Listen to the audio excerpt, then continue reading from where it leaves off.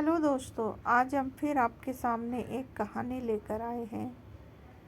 कर्म का फल। चलिए इसे शुरू करते हैं। एक लड़की थी, वह बड़ी सुंदर थी।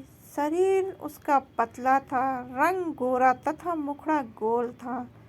बड़ी बड़ी आंखें कटी हुई अम्मियों जैसी थी। लंबे लंबे काले घने बाल थे। वह बड़ा मीठा बोलती थी। धीरे धीरे वह बड़ी हो गई। उसके पिता ने कुल के पुरोहित को बुलाकर और नाइस को बुलाकर वर की खोज के लिए कहा।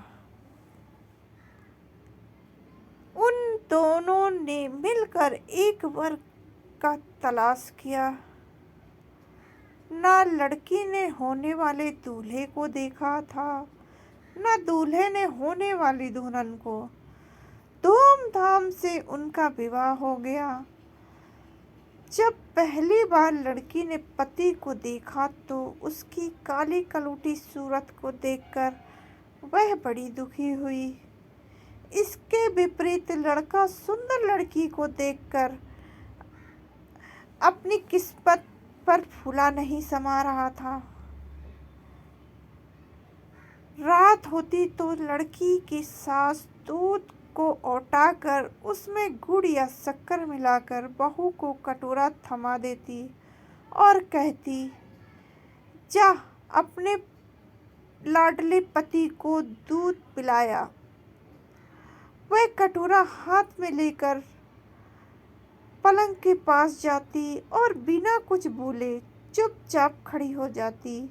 उसका पति दूध का कटोरा लेकर पी जाता। इस तरह कई दिन बीत गए। हर रोज ऐसे ही होता रहा। एक दिन उसका पति सोचने लगा, आखिर ये बोलती क्यों नहीं।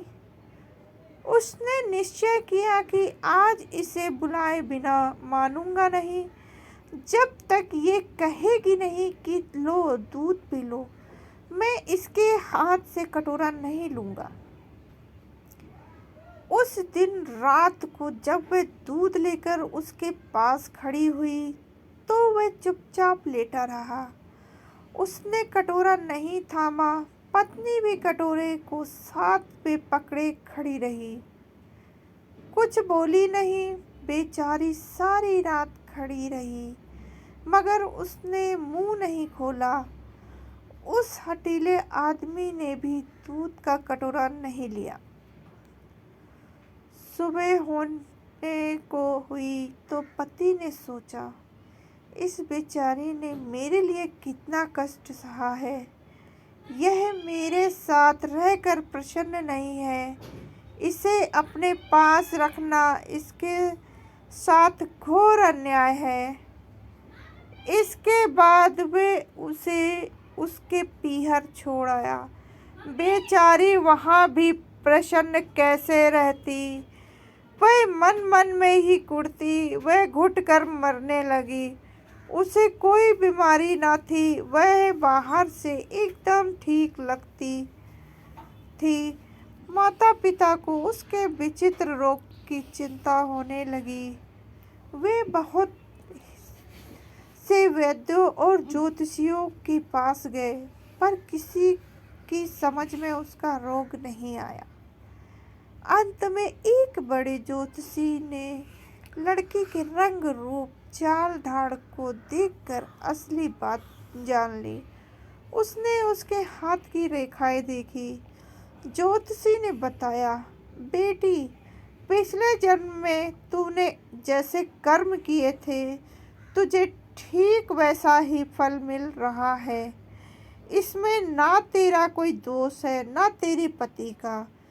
तेरे पति ने पिछले जन्म में सफ़ेद मोतियों का दान किया था और तूने ढेर सारे काले उड़द मांगने वालों की झोलियों में डाले थे।